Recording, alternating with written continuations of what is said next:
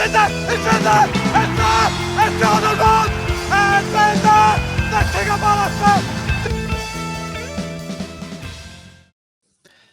Hello and welcome to The Drive-In, your Huddersfield Town match preview show, as this weekend we meet a familiar face as Huddersfield Town take on Michael Duff's Wycombe Wanderers.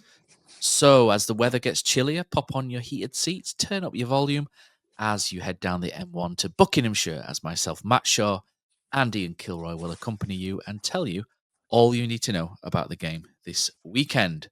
So, first things first, even if you don't want to join the Patreon at www.takesthatchance.com, make sure that you follow, like, and subscribe on whatever platform you're listening or watching us on, as that really helps the growth of the podcast immensely by just a simple click or two of just a button. And also, there is a free tier at Patreon as well, which we will send you alerts as to all the good stuff that we do and the nonsense as well. Okay, Killer, let's go. So last time out, cast your mind back to January 7th.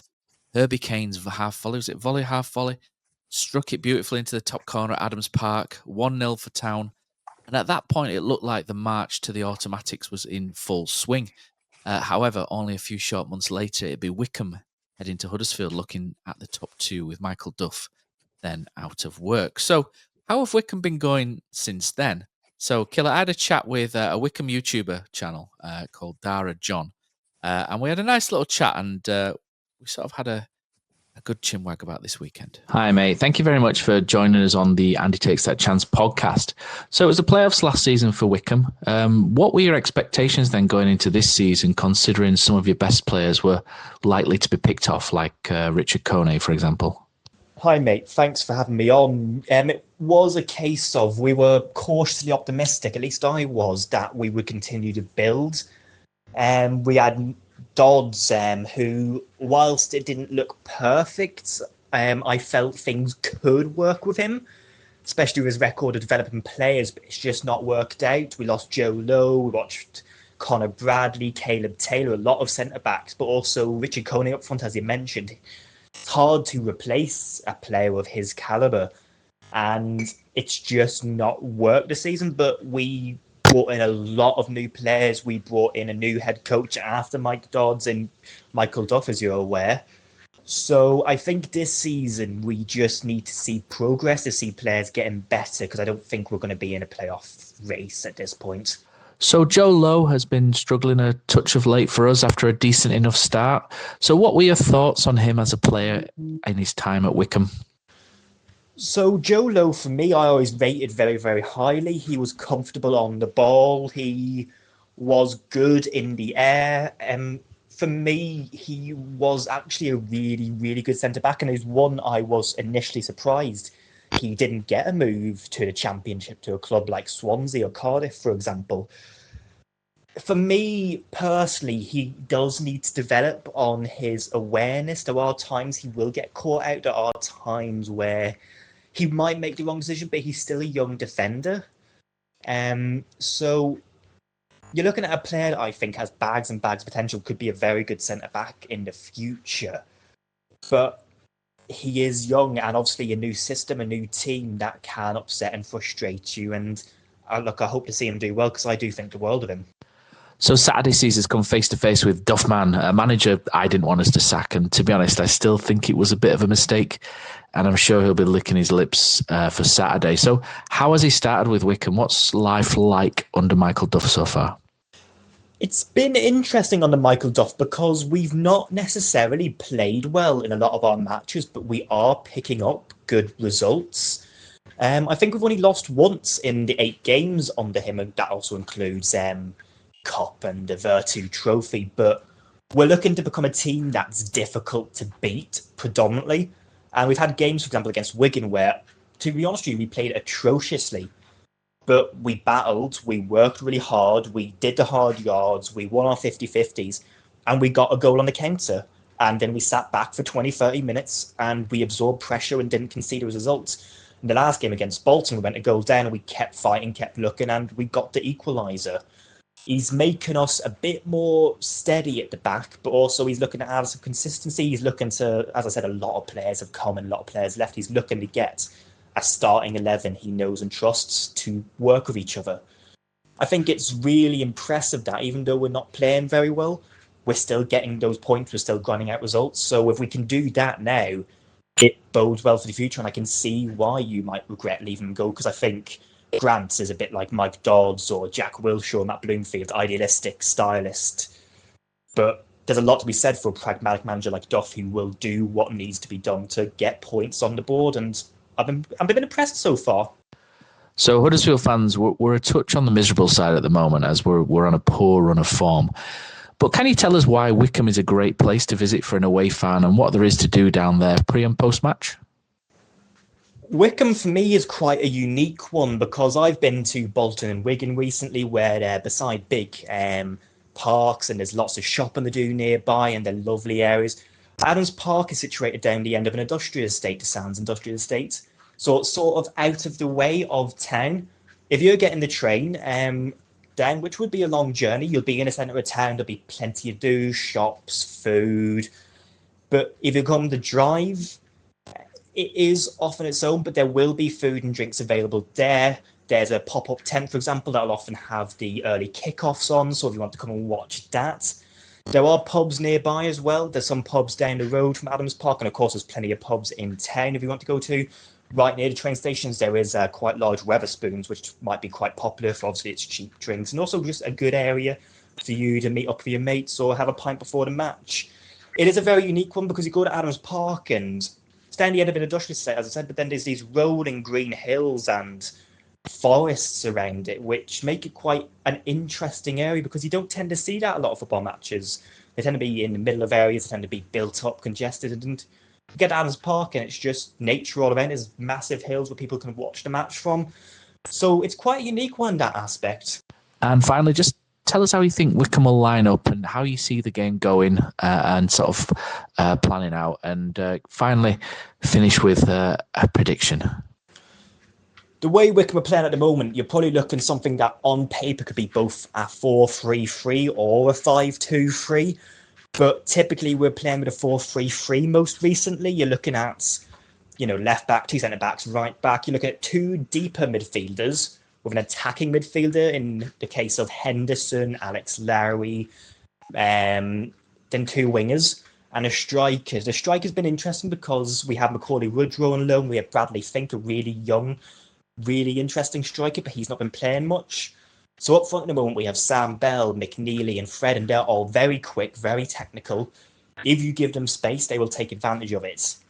And I know Grant is, as I said, one of those younger managers who looks to dominate possession, who looks to play the right way. And I do think that very potentially we will look to sit back and take advantage of that because I think Duff knows these teams well, the teams of Matt Bloomfield, Jack Wilshere, where if you sit back, if you frustrate them, if you invite them forward, we can hit them on the break. And I think that's what you're going to see this weekend. And as for the score prediction, I'm going to go 1-0 to Wycombe. I don't think it being a game of high quality. I don't think it's going to be a game that's going to excite fans or neutrals. I think it will be 1-0 either way, but I think you're looking at potentially a Luke Leahy corner, a free kick. We've scored quite a lot of those in the past 2 or 3 seasons, and he's an undeniable quality at that. So I think it's going to come down to a moment from a set piece or from a counter-attack. Okay, so thank you very much to that. So at Wycombe DJ, he is on Twitter. You can also find him as well on YouTube, Dara John. So there we go. So thank you very much to Dara John for providing the opposition fan analyst this week. So, Killer, we've not heard from you yet. We're 9 minutes in and you've sat there nice and quiet and patient. Sat on holiday at the minute, aren't you? I am. This is your dedication to the podcast. Do you know what? It's been nice not have to think about Town for a bit, to be totally honest, Matt. And I'm not entirely sure I'm ready to watch Town again. But against Bolton, Matt, we went into the drive-in and I wasn't ready for the Bolton game. And by the end of it, I was quite excited, unfortunately. Maybe that happens again now. But looking at the way Wycombe have started this season and where they were last year to where they are now, it has been a rollercoaster somewhat. Obviously, they find themselves now 18th in the division. They're 6 points behind us. But the start of the year was beyond awful for them. It took them 8 games before they got the first win. But when you look at what went on with the players that did leave, because it wasn't just the stars like Kone that left. as DJ, as I'll refer to him as, mentioned there, Caleb Taylor left at centre-back as well. Obviously, Joe Taylor left. Sonny Bradley, love him, hate him. He's a centre-back stud, and he brings things that... Oh, not Joe Lowe, but Sonny Bradley.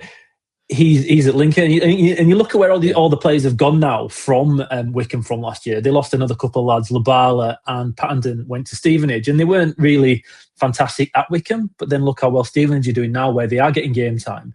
Wycombe last year had a team that was very deep in quality, but they also had the stars at the top that everybody knows about, like you say, like Kone, who's doing okay in the Championship now at QPR. Caleb Taylor's doing really well at Millwall after West Brom. He went back there and was sold there last minute in the transfer window, and he's doing well at the division above. And that's what Wycombe were last year. They're not that anymore. When they started this season, they were very, very, very far away from where they were at. And Dodds paid the ultimate price.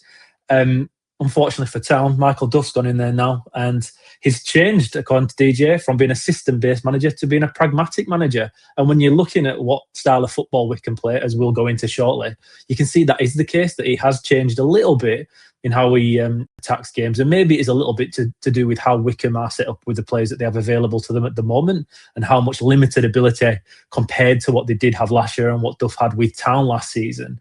Maybe that's the reason why it's a little bit different.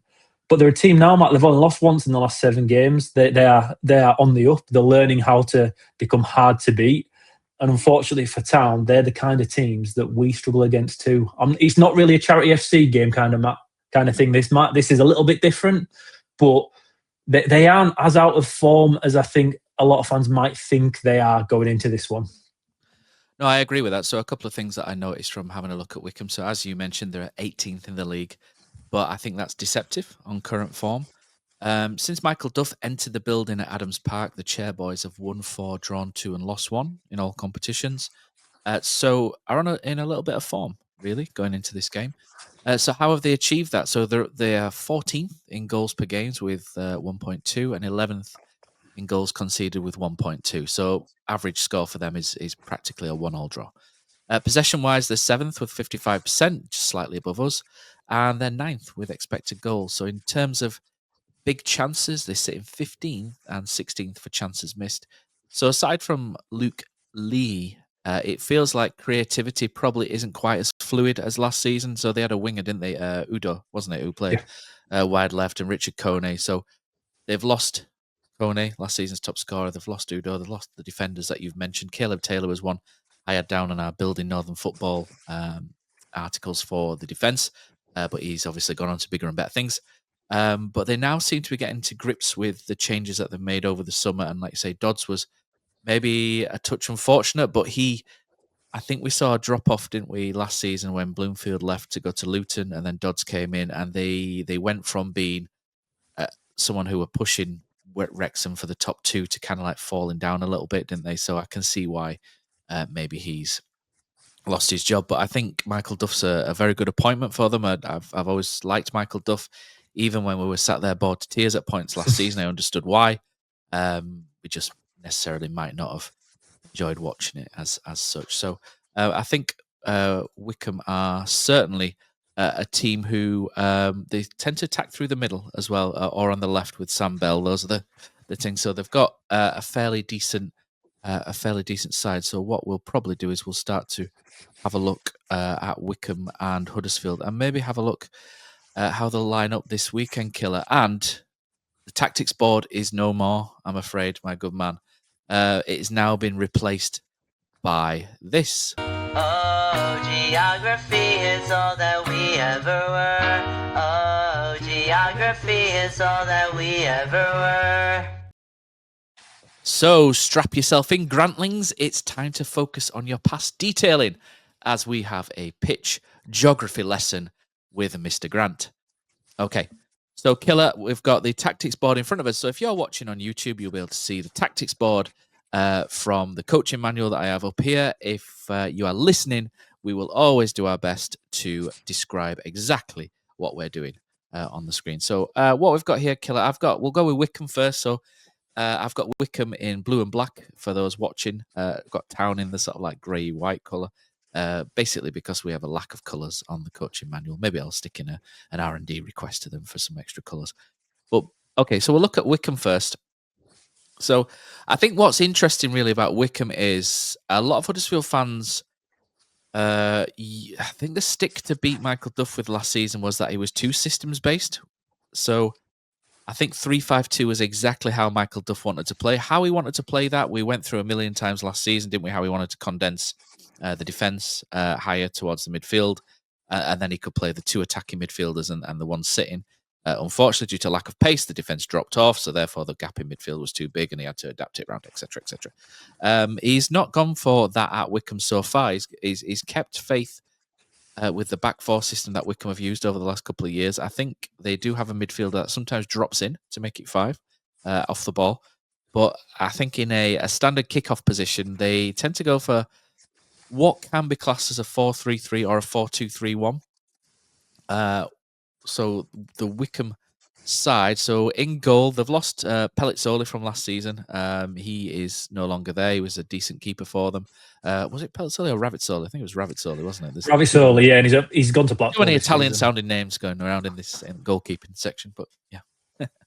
But Will Norris is there now. So Will Norris, number 50 as well for a goalkeeper. That sounds really strange, doesn't it?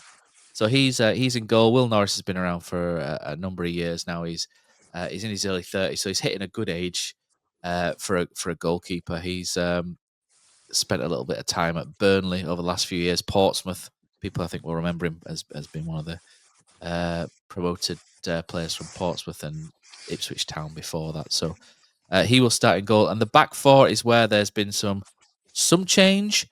Jack Grimmer is still at right back. Jack Grimmer's a fullback that can get up and down the flank. He has been at Wycombe for a little while now. He's, I think he's a bit of a favourite down there, isn't he, at certain times as well. So he's played coming up to 250 games for Wycombe now since he joined them from Fulham, I think it was. So he's still only, he's 31 actually. Almost cozied him there by removing or adding a few years.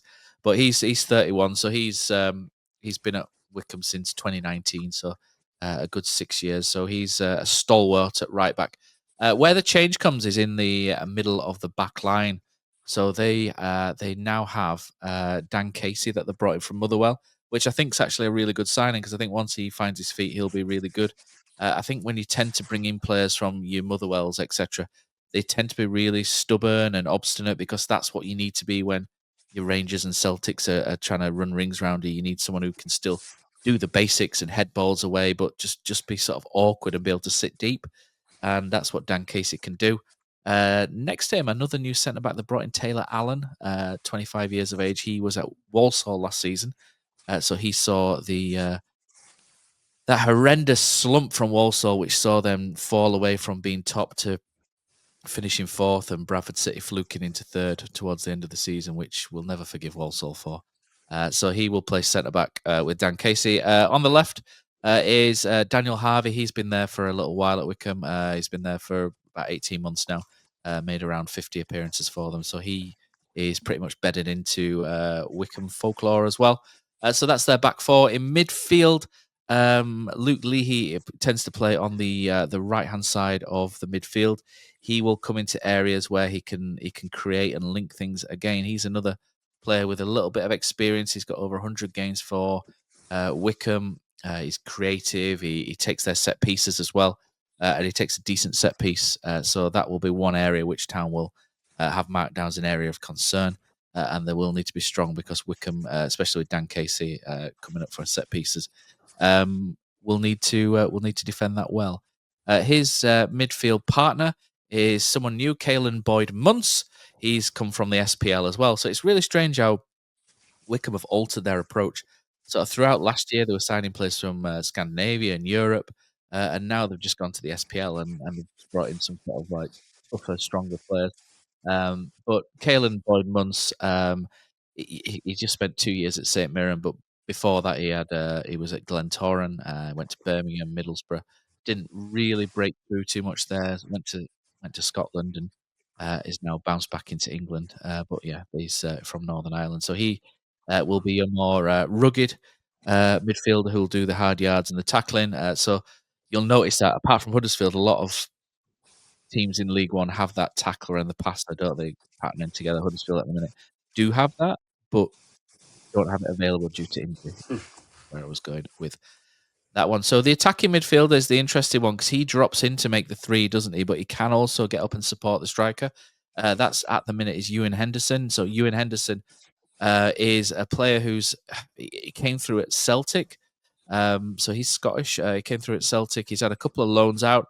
One of them was to Hibernian. They made that permanent. He had a fairly decent spell at Birmingham, which then saw him been loaned out to Ostend, and then Beerschot, where he's gone out and played in Europe, and his contract's expired, and he's come back to England. Well, he's come to England, come back to the UK, and finds himself in Wycombe's midfield. So that is one of Wycombe's European forays, if you like, but it's for someone who was from the UK anyway. In attack, and this is where it gets interesting for Wycombe, and this is where the danger men really occur. So Fred Onyedinma, on the right-hand side, he was there last year. People remember him from last season and from playing for Millwall. He's got a couple of goals, a couple of assists this season. I think he's always a threat, isn't he, down that left-hand side, which can be neutralised, but he does tend to be pretty sharp. And then on the left is the interesting one that on loan from Bristol City is Sam Bell. He's their current top goal scorer. What he'll do is he'll try and float in from the left into areas to try and get on anything Onyedinma can get across the box. So he will narrow off, and Onyedinma will provide more width. And up front, they've struggled a little bit without Richard Kone, as DJ was telling us. And at the minute, they're going with a Nottingham Forest loanee, Donnell McNeely, 19 years of age, big, strong kind of guy, but quite raw. So he's the man at the minute. I think he's just got 1 assist. I don't think he's managed to score yet this season, and that's when the Charity FC alarm bell goes off, isn't it, when he's not scoring? That is Wycombe for me, Killer. Any advances on how you see them playing? They do tend to shift the ball into the left in attacking areas for Sam Bell to try and get onto and try and cut in and do things. Leahy is obviously the other danger man as well. He's the creative force in there. So basically, there's 2 men that Town really need to shut down for this game. McNeely obviously needs watching, but it's really Bell and Leahy are the ones that Town will need to keep a close watch on. Yeah, they're very thin on quality if you're going through the squad. Even like you say, Matt, going through the starters at the moment, most of them have just come to England from playing in Scotland or in Europe, and they may have been here a while ago. But as we've seen, and you can see throughout League One, such as Dolby at Bolton getting his first goal against us the other night, it's tough to transition from Scotland to even League One football. It's very, very different for whatever reason, and it takes a while for them to kind of bed in and adapt. It is happening, and you can see that with the scores that Wycombe are getting at the moment, and the results improving both under Duff and because of people getting used to playing in this league, Matt. But they are thin, which is quite strange because when you consider that they're owned by the Kazakhstani billionaire, I can't pronounce his name entirely correctly, Mikhail Lamtadze, and what they had last year, you expected them to kind of recruit a bit better and spend a bit of money, but it doesn't look from the outside that that's what's gone on. Obviously, Bell on loan, and okay, they did okay last year with the loan market. I just expected more from them, but like you say, with the way they attack, it is quite predictable, but it's very difficult to defend against, Matt. So when DJ's referring to the corners being an issue, a danger for them and set pieces, what he means there with set pieces is they do score quite a lot of goals from free kicks that are quite deep. So they're not shooting on sight. It's just more getting the big runners across the face of the defenders to flick it into the back corner of the net if possible. That's what they are good at. And I actually don't think we're that good at defending that. Obviously, we conceded against Bolton in a way that's going to be quite similar to how Wycombe will try and attack us, I feel. They're a team that is quite limited yet dangerous because Duff knows what he's doing. He hasn't had to make too many decisions with them, Matt. They're very one-dimensional because they don't have much available to them to change the way they play. And that's why he's stuck with his 4-3-3. He does shift, like you say, in games a little bit off ball. But on the ball, they play in the same way they try and played last year. They are, again, a team that, okay, hasn't started great, but cannot be underestimated because I do think they'll score in this game. So let's have a look at Huddersfield. So Lee Grant's press conference has occurred. So we're ahead of, or behind the curve, or ahead of the curve. I don't know which one that will be. So a couple of key takeaways in regards to injury. So Miller, so he managed 15 minutes against Bolton, but looked very unfit, didn't he? As you would expect after coming back from it was a hamstring injury, wasn't it, that he was out with. So he looked very sluggish, but I'm sure with Mikel Miller, he'll be back to full tilt before too long. Bojan apparently was injured against Bolton, so I'll add that onto my spreadsheet. Evans not fit yet. Watmore is going to take a little bit longer to come back from, which is a real shame because he's one player that I want to see back in this side as quickly as possible. Marcus McGuane, they've now started putting timeframes on that. The time frame on McGuane, so they're sort of saying about a month or so for him to come back. Now he's training again. Murray Wallace has had an injection apparently, and an injury that he's had going. So Murray Wallace came with, I think he hurt his back, didn't he, at Millwall, and I think he's been struggling with a few things connected since. Will Alves obviously out with the broken foot. Herbie Kane is out after trying to foul a Bradford player. It was a Bradford player, wasn't it? I think that he tried to foul. And Zeppi Redmond is out with the knee injury for quite a while. So when you look at that, Town do still have quite a few injuries. For me, Killer, I think this is now time for Grant to adapt or die, basically. And I don't mean to be too over the top with that. But essentially, what he's doing at the minute isn't working, and at some point, you've got to show some form of adaptability. I am worried that he's going to go into this 4-2-3-1. Town will just fail to create anything and then lose to a sucker punch. That is my gut feeling in the way Lee Grant's talking and how he.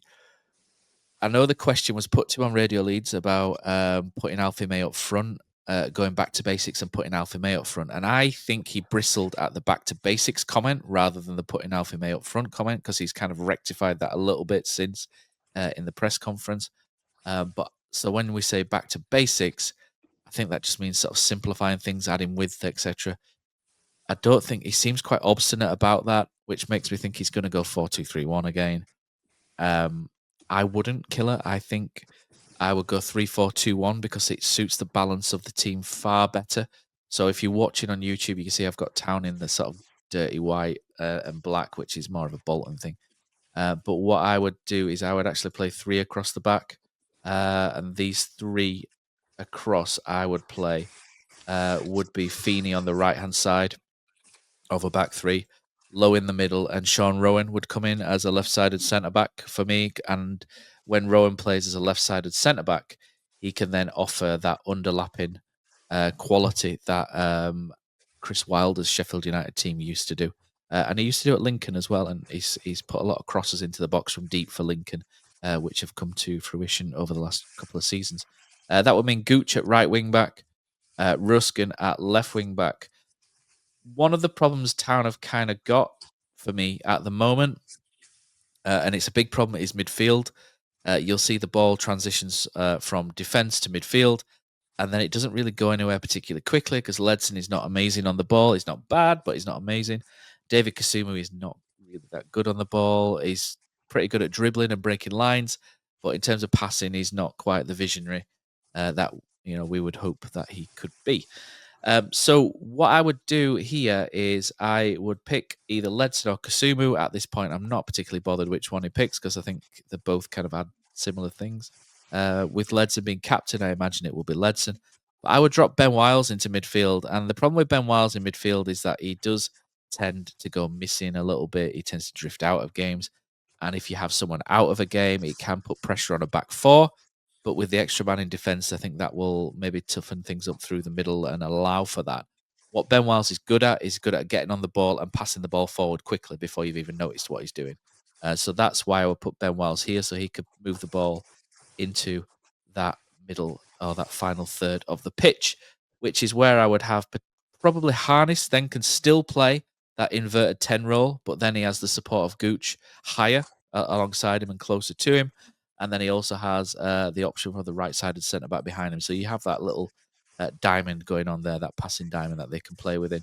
Alfie May, for me, goes up front, and then Castledine comes in, or stays in, should say, in that inside left.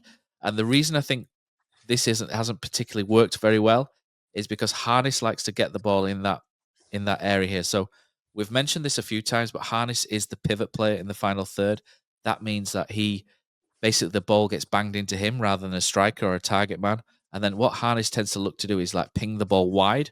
And because we've not had any width because of injuries and Ruskin's gone to left back, that pass hasn't really been on, and that's really taken away Town's ability to get into the final third and switch things.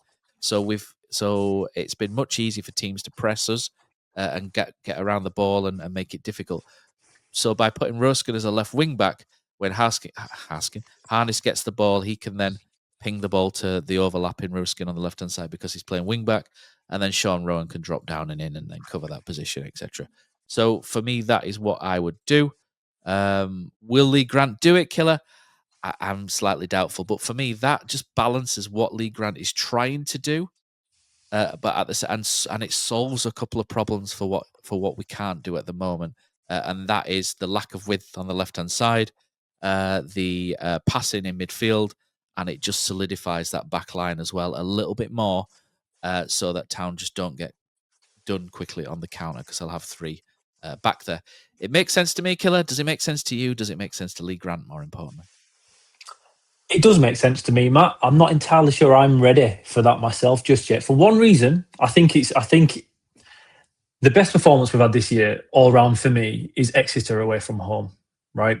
And I think we were okay against Bolton in the first half. So I don't think the 4-2-3-1 can't work. I think it has to start with Alfie May up front. And for me, Matt, I'm with you, kind of, but considering what I think Grant will do, I feel like this might be the last chance saloon for the 4-2-3-1 if he goes with the same 11 that we started with against Exeter, which was Nichols in goal, although I'm still umming and ahhing whether Goodman could come back in, Matt, sometime soon.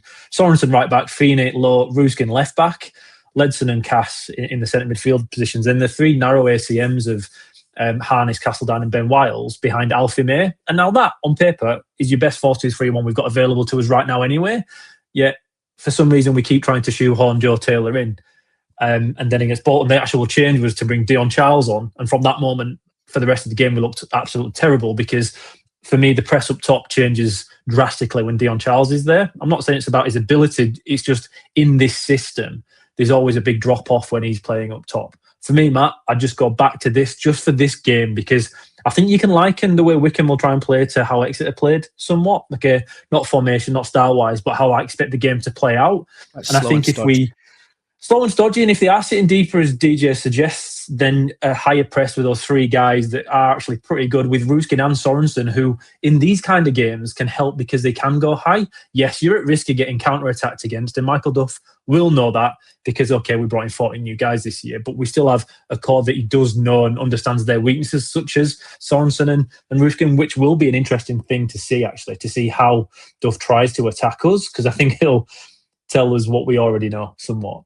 But for me, Matt, I'd actually stick with the 4-2-3-1 for this. But if at any point it ain't working, if at half-time it ain't working, then be brave and then shift it into the 3-4-2-1, as you suggest. But my worry is, Matt, that he'll go with neither and try and shoehorn both Taylor and May in again for the 50th time this season, and it won't work. I'm actually pretty worried about how this tactical setup will go because I feel like Mr. Grant's coming to a point where fans won't be able to get back on board if it continues to be nonsensical as it has been at times in these last few games. It's a big one for Town and it's a big one for Lee Grant to get right. I'm just not entirely sure even he knows what he wants to do, really. So who do you have on the wide left, in the wide left position, sorry, did you say? Castledine. I'd stick with Castledine or Wiles out there because all 3 of Harness, Wiles and Castledine can kind of interchange. I think against Exeter it was Wiles out left, was it? Or no, it must have been Castledine. Yes, yeah. But those 3 can kind of interchange. And I think that's really important if you do go with the 3 narrow ACMs, in that you want to make it unpredictable. The best teams are always unpredictable in that final third. Yet we stick, or have done this year, Harness always outright. So, Ruskin for a while, really wide out left. They made it really easy and kind of regulatory to defend against. I think you need more unpredictability up there, and it would help us somewhat if we did go with that. But again, Matt, it's hard to pick Lee Grant's teams at the moment because, again, it's a desire to chuck in either Taylor and May, and May's always the one sacrificed to play deeper.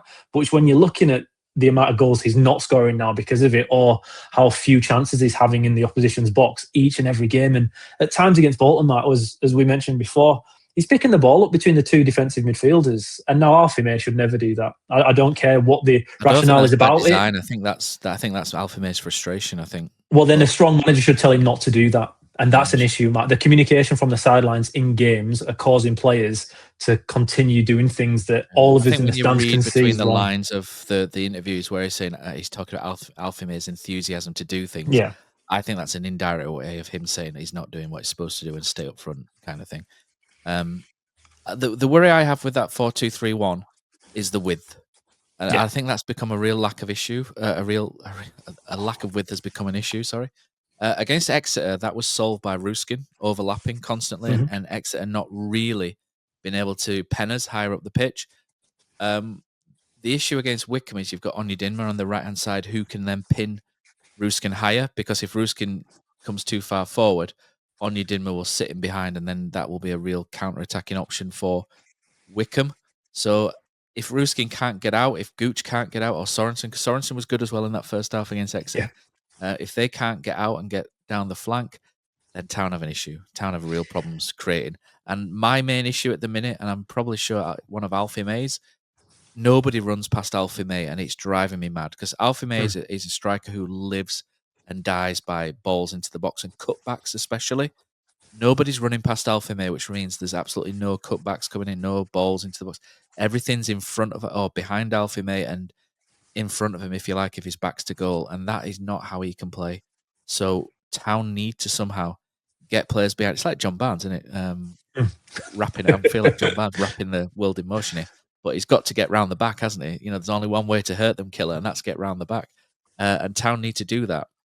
And whether that is shifting to wing backs to allow them to push further forward and higher and have cover behind, or whether that's Ruskin being able to get down that left-hand side, or Gooch or Sorensen, and then do that. That is the way to try and win this game for Huddersfield. If they can't do it, they're not going to score a goal, and that is the problem. Prediction-wise, then, DJ says 1-0 Wycombe from a set piece. I think that's a fairly solid prediction if Town do line up how they have done in the last couple of games. If Town change things, if Lee Grant change things and adapt slightly, I think it will catch them off guard. But I do think Michael Duff is pretty good at adapting in game. So it's really a game for me where Town need to go 1-0 up to hopefully see it out. If Town go 1 down, I don't see a way back for them, because I think Michael Duff will outmanage Lee Grant, which is a worry that we're having on a week-by-week basis at the minute. But how Wycombe will score, I'm not sure either. I think Lee's set piece or something falling in the box again, which is again why I'd play an extra defender in there just to make things a bit more assured. But if Town change it, if they go 3-4-2-1, I think they win the game. But if they don't and they go 4-2-3-1 and fail to provide width, I think they lose 1-0. That's where I'm at with this one, Killer.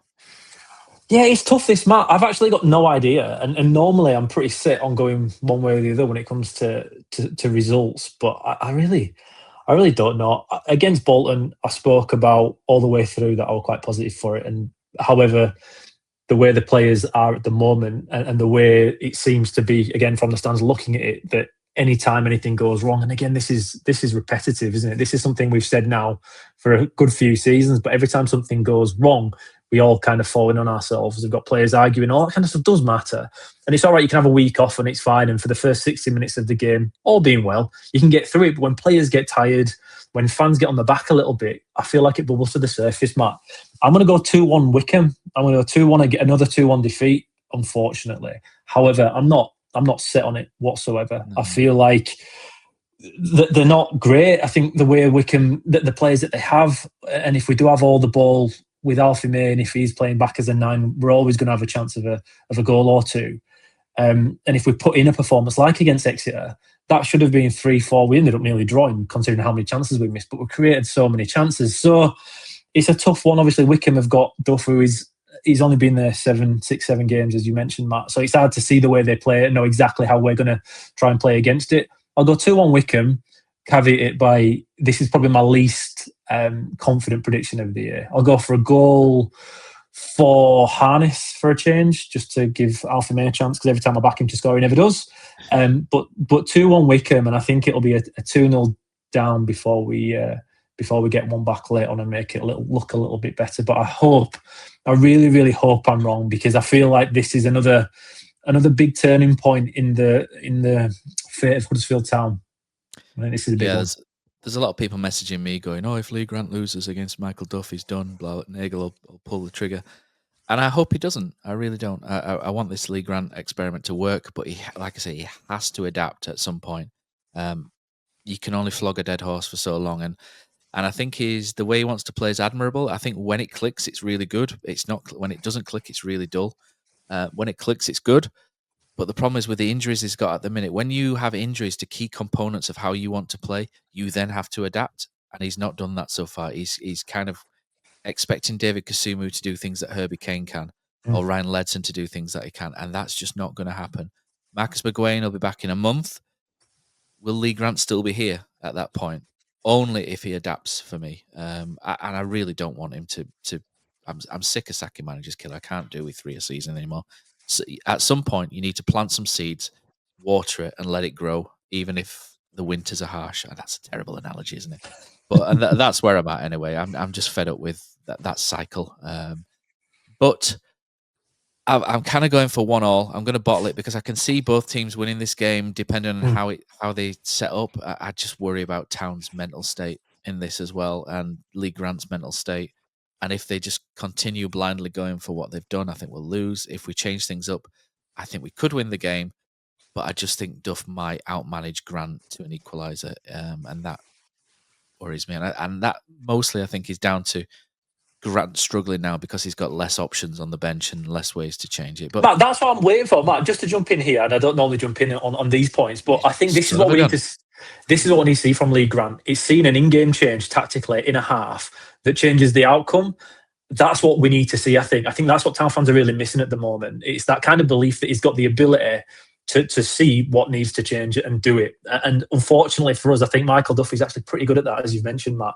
So to me, when I'm making my prediction, it wasn't so much Town versus Wycombe, it's Michael Duff versus Lee Grant, and who do I think can win that battle? And I'm with you. I think it's, from what we've seen so far, it's not a Lee Grant win, that one, is it? No, and that's the worry, isn't it? But I still have hope that Lee Grant can turn things around and move on, and I really want him to, because that pitch geography lesson will live a short life if not. So we like to have a little bit of fun, don't we?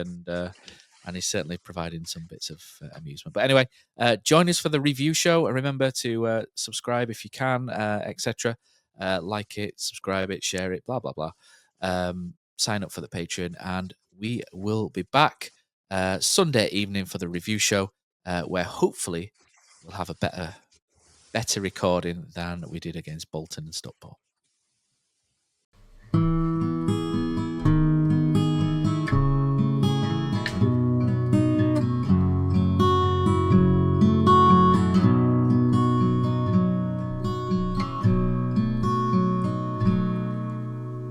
There's a team that is dear to its followers. The colours are bright blue and white. They're a team of renown, and they're the pride of the town, and the game of football is their delight.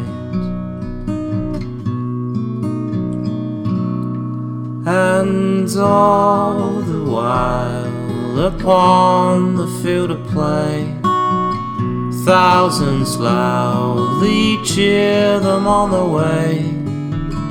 Often you can hear them say, who can beat the town today? And then the bells will ring so merrily, and every goal shall be a memory. So Town, play up and bring that cup back to Huddersfield. So Town, play up and bring the cup back to Huddersfield.